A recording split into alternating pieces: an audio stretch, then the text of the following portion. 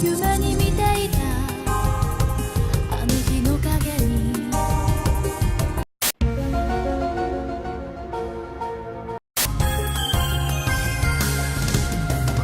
ぼれ落ちるかけらを掴むその手で揺れる心抱えて飛び込んでけ夜へ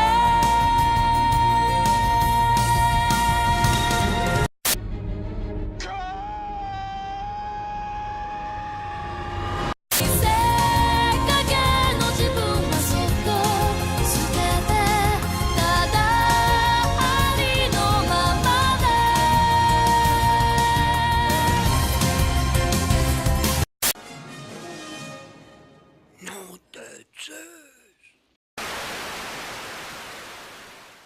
Bonjour à toutes et à tous et bienvenue dans ce nouveau numéro de Qu'est-ce qu'on regarde ce soir? Et ce soir on va regarder la série Fate Stay Night.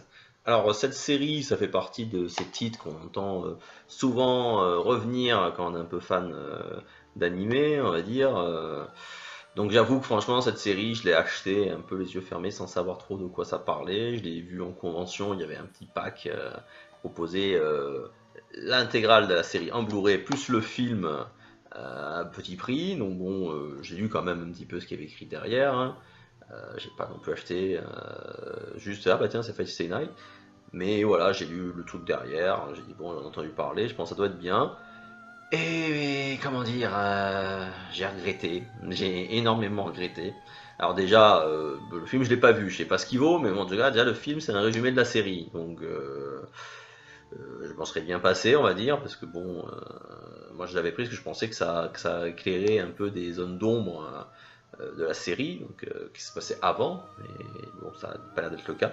Et alors la série en elle-même, donc pour vous expliquer un peu le principe, donc il y a une guerre, sorte de guerre sainte qui a lieu tous les je sais pas combien, pour vous dire c'est un peu nébuleux, j'ai pas réussi à comprendre c'était tous les combien. Il y a une guerre en fait entre 7 magiciens pour s'emparer du Graal. Et pour y arriver, ben ces magiciens, ils liaient des contrats avec des servants, qui sont en fait des héros du passé, ou des combattants du moins du passé, qui veulent aussi bénéficier du Graal pour réaliser leurs vœux. Et donc du coup, ben, en fait, le Fate Stay Night, ça suit donc cette guerre des sorciers pour le Saint Graal. Alors, voilà, ça c'est la prémisse notre point de départ. Quand la série commence, donc on voit au début cette jeune fille qui est une magicienne aguerrie, qui fait une invocation pour invoquer son servant. Donc elle se retrouve avec Archer, qui est ici. Elle a l'air d'être un petit peu déçue, et après on comprend plus tard pourquoi, puisqu'a priori, le servant le plus puissant c'est l'épéiste, on va dire, donc qui est ici. Voilà, donc comment s'appelle cette fille? J'ai oublié. Voilà, Saber, voilà ce que je cherchais. Ça qui est bien, c'est qu'en fait, elle se bat avec une épée, mais elle s'appelle Sabre, Saber. Bon, c'est les Japonais, ils aiment bien les noms comme ça. Et en fait, Saber, elle se retrouve liée à ce jeune homme qui est ici, qui est plus ou moins présenté contre le héros, mais au début de la série, c'est un magicien bidon. Il ne sait pas utiliser ses pouvoirs. Il n'en a même pas spécialement. C'est juste une sorte de pouvoir de renforcement qui permet de renforcer la structure des objets. Et voilà, donc au début ça commence comme ça, c'est très classique, hein, le héros inexpérimenté qui se retrouve embringué. Sauf que ce qui devient vite très très chiant, c'est que le héros il est à baffer. En fait, c'est tous les clichés du héros de shonen. Déjà, ben, le mec, il se dit dans un tournoi de magicien, il ne maîtrise pas la magie. Donc logiquement, il a un servant qui est plus ou moins immortel, qui se bat pour lui. Et ben non, monsieur, il sait pas se battre, mais non, c'est lui qui y va. Il laisse pas sa servante y aller, parce que tu comprends, c'est une fille. Donc c'est pas à elle d'y aller. Donc déjà c'est bien. Le héros macho, même comme un gazelle, il le ferait pâlir à côté. C'est une guerre de magiciens. Le but c'est qu'ils doivent s'entretuer pour le Graal. Mais pareil, monsieur, c'est non, personne ne doit mourir. J'empêcherai que quiconque meure. Et au bout d'un moment, ce stéréotype du héros qui veut sauver tout le monde, ça devient, je vais être très vulgaire, ça devient casse-couille. Vraiment, ça me pète les rouleaux, surtout que là, il a baffé le héros, c'est encore, il était suffisamment puissant, voilà. Une série comme Trigun, Le héros, pareil, il est pacifiste et je veux tuer personne. Mais ok, mais Vache de Stampede, le mec, c'est potentiellement le mec le plus puissant de la planète. Donc il peut se le permettre d'être comme ça. Mais lui, non, c'est une quiche. C'est une quiche. D'ailleurs, au tout début de la série, le premier servant qu'ils affrontent vraiment, c'est Berserker. Berserker, est-ce qu'on le voit là? Voilà, si on le voit là. Vous voyez, en gros, voilà, Berserker, c'est un surbourrin qui est de son vivant, c'était Hercule, voilà, tout simplement, pour faire simple. Même Saber et Archer ensemble, ils ont du mal à le prendre, mais non, lui, il va y aller tout seul, sans ses pouvoirs. Il est plus malin que tout le monde, lui, il se fait défoncer, bizarrement. Et donc, pendant toute la série, c'est comme ça. Et alors, aussi, c'est que c'est une guerre, hein, et on voit quasiment rien. En gros, sur les 12 premiers épisodes, voilà, ce coffret-là, hein, où il y a 12 épisodes, il se passe rien. Il faut attendre la fin du coffret pour qu'il y ait un premier vrai combat et qu'il y ait enfin un magicien qui soit mis hors course. Wow, 12 épisodes pour en tuer un. En fait, à chaque fois, c'est oh, je rencontre un magicien. On fait une petite escarmouche, il fait ah ben chacun part de son côté. Et c'est comme ça pendant tous les 12 premiers épisodes. Donc c'est super. Et en fait, ça avance très lentement. Il y a un ou deux rebondissements, mais qui tombent un peu à plat. Hein. Il y a des mecs qui se révèlent des magiciens, mais c'est très mal amené. Alors, le pire, c'est le twist final, quand on découvre l'identité du dernier, mais sauf que dès le générique du premier épisode, qui est le générique de toute la série, même toute la première partie de la série, vous voyez ce générique, d'ailleurs, vous l'avez vu en début de vidéo, il y a un mec. Si vous n'avez pas vu la série, vous regardez le générique, il y a un mec là, qui a l'air d'être méchamment louche, qui a un gros sourire d'enculé, excusez-moi le mot. Et bien bizarrement, à la fin, découvre que c'est un méchant, on s'en doute à peine. Depuis le première seconde que tu le vois dans le générique, tu te dis, lui déjà, à mon avis, ça va être un bâtard. À chaque fois qu'ils vont le voir, le mec, il est à peine louche. Et ben ça coupe pas, c'est une surprise. Il était en fait vraiment louche. Bravo, champion, c'était vraiment super. Donc bon. Donc comme je disais, les 12 premiers épisodes, il ne se passe pas grand chose. Les 12 suivants, ça bouge un peu plus. Mais le problème dans son ensemble, c'est que voilà, introduction de la série, ils te disent, les servants, ils sont potentiellement immortels. Donc gagner la guerre en tuant des servants, c'est virtuellement pas possible. Donc c'est pour ça que le plus simple, c'est de tuer le magicien à qui il y est. Parce qu'à partir du moment où le magicien il meurt, ben, le servant il est hors course. Donc, effectivement, on pourrait dire, bah oui, puis c'est comme ça, faut tuer les magiciens. Et ben non, pendant toute la série, c'est que des affrontements entre servants, et à chaque fois, il y a un servant, quelqu'un qui met hors jeu, c'est parce que le servant se fait buter.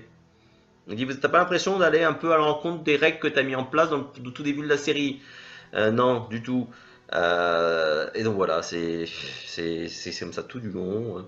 Le seul truc, voilà, qui vraiment m'a donné envie de voir la fin de la série, c'était déjà de voir si parce que forcément, dès le début, hein, je disais, lui, il est présenté comme le héros, mais elle apparaît très tôt aussi, donc c'est plus ou moins une héroïne aussi, et ils sont dans la même classe, mais, bah, forcément, enfin, pas dans la même classe, dans le même lycée. Donc ils deviennent rapidement alliés, et forcément, et donc du coup, c'est vrai que l'idée, vu que c'est censé être une guerre et des magiciens, et qu'il n'y en a qu'un seul qui peut survivre au bout du bout, on se pose la question de savoir si, vu que forcément bah, le héros, on doute bien qu'il va rester jusqu'au bout, ou alors s'il se fait tuer, il va bien avoir un subterfuge. Donc là, on se demande, est-ce qu'ils vont survivre jusqu'au bout? Donc c'est vrai qu'il y a principalement ça qui est important, intéressant, qui m'a motivé, et surtout savoir ce qu'elle arrivait à Saber. Par exemple, le personnage de Saber, lui, il est assez sympathique, et son passé est pas mal, de justifier pourquoi elle veut récupérer le Graal. Donc c'est vraiment que pour ça que j'ai regardé, et c'est vrai qu'au moins, pour le coup, le truc qui est bien dans cette série, c'est que le final, ça tombe pas dans la facilité.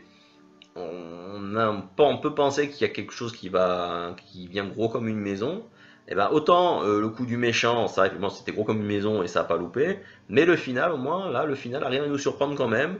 Donc il y a au moins ce point positif que le final est pas mal. Et ça fait quelques liens disant que ça m'a limite, je dis bien limite, hein, parce que je le ferai pas, hein, j'ai autre chose à foutre de ma vie, mais ça m'a presque donné envie de voir le préquel, parce qu'il y a un préquel qui est sorti qui s'appelle Fate Stay Night 0, qui en fait raconte la guerre précédente, la guerre sainte précédente, qui avait vu s'affronter le fameux mec louche dont je vous parlais, et le père adoptif du héros. Et d'ailleurs, apparemment, on apprend, c'est-à-dire que je me suis renseigné un peu pour savoir ce que c'était, ce qui est bien, c'est que dans cette série, on découvre qu'il y a un lien de parenté entre deux personnages, mais qui n'est absolument pas évoqué dans Fate Stay Night. Il y a un moment, il y a un personnage, une petite fille qui appelle le héros Oni-chan, mon grand frère. Oui, donc au début on se dit bah oui c'est normal, souvent, c'est vrai qu'au Japon, souvent, les petites filles, souvent les garçons un peu plus âgés les appellent Oni-chan, c'est normal. Et ben apparemment dans Phase Zero, on apprend qu'ils ont peut-être effectivement un lien de parenté, mais c'est pas du tout expliqué dans Fate Stay Night, donc c'est bien. Des trucs comme ça qui sont comme un petit peu importants quand même, bah non, c'est même pas évoqué. Donc voilà, en fait, vous aurez compris, Fate Stay Night, je me suis fait chier. Franchement, j'en avais entendu le nom quand même, c'est un nom qui parle dans le milieu. Ah, par contre, c'est très beau, hein, graphiquement, niveau animation, c'est super beau. Les servants, les combats de servants sont vraiment très beaux. Notamment Archer, il a une attaque spéciale qui est superbe. Mais voilà, scénaristiquement, c'est lent. Voilà, ça fait 24 épisodes, mais vraiment, rien que les 12 premiers qui servent à rien. C'est pour ça que le film, je vais le regarder juste pour voir, parce qu'à mon avis, le film de 2 heures, il racontera la même histoire, mais vachement mieux que les 24 épisodes de la série. Donc je regarderai, peut-être que. Je pense pas que je ferai une chronique, ou alors peut-être que j'en parlerai en fin d'une vidéo comme ça pour dire quand je l'aurai vu. Mais disons que voilà, 24 épisodes, pour ça, ça méritait pas. 13 épisodes, ça aurait été aussi bien. Et au moins on aurait évité de se faire chier. Voilà, donc Fate Stay Night, je lui mets 3 parce que franchement, je lui mets 3 pour l'animation et le graphisme, parce que c'est dans les canons plutôt hauts de ce qu'on fait à l'animation japonaise maintenant. Mais alors, niveau scénario et niveau personnage, franchement, c'est tiré d'un light novel. Mais alors, le light novel a eu du succès. Au vu de l'animé, je ne comprends pas pourquoi. Voilà, bah écoutez, j'espère que mon avis vous aura aidé à économiser de l'argent ou du temps, parce qu'en plus maintenant, juste après l'avoir acheté, j'ai vu qu'il était disponible sur Netflix. Il venait de rentrer sur Netflix gratos, donc d'autant plus là, voilà, de l'avoir acheté. Voilà, donc n'hésitez pas à laisser vos commentaires. Peut-être qu'il y a des fans de Fate Stay Night parmi vous qui, au contraire, vont dire que je n'ai rien compris à la série, et avec eux, je serai ravi d'échanger pour peut-être qu'il y a quelque chose qui m'a échappé. Hein, je suis pas plus malin que n'importe qui. Hein, c'est possible qu'effectivement, c'était pas ce que je m'attendais, c'est pour ça que j'ai été déçu, mais peut-être qu'il y avait des très bonnes choses à en tirer. Donc, n'hésitez pas à échanger en bas de vidéo sur cette série pour essayer de me faire changer d'avis. Et je vous dis à très bientôt pour un nouveau numéro de Qu'est-ce qu'on regarde ce soir.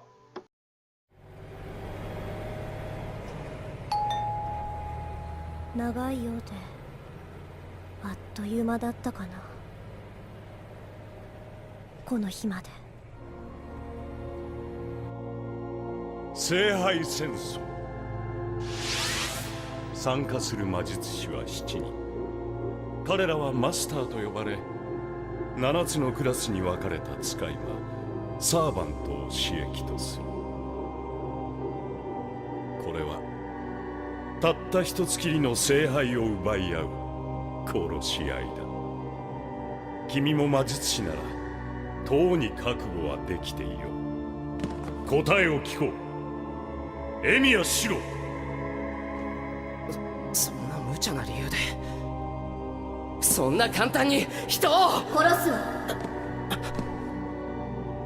じゃないと死ぬわよ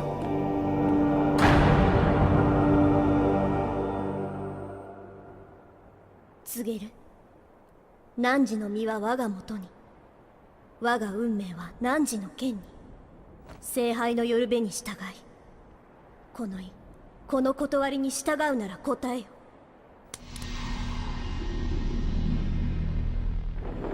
誓いよここに汝三代の言霊を守る者抑止の輪より来たれ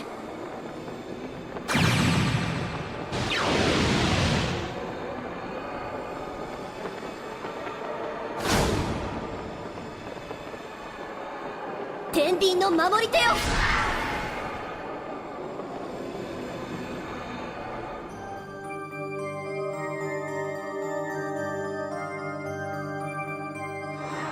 からないよじいさん一体何をすれば正義の味方なんてものになれるんだろう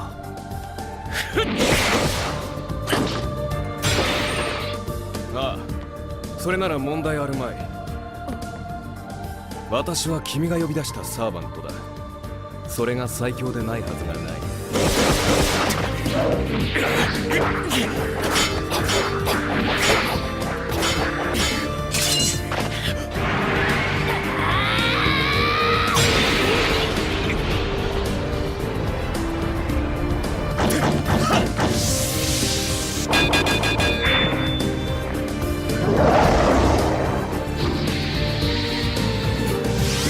hard bone of my sword.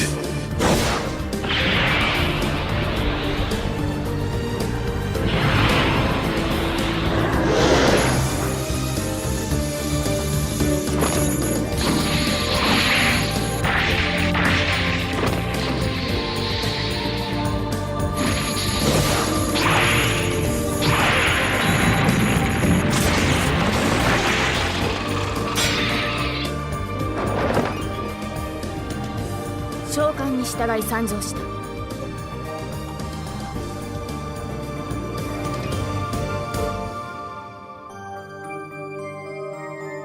東王、あなたが私のマスターか。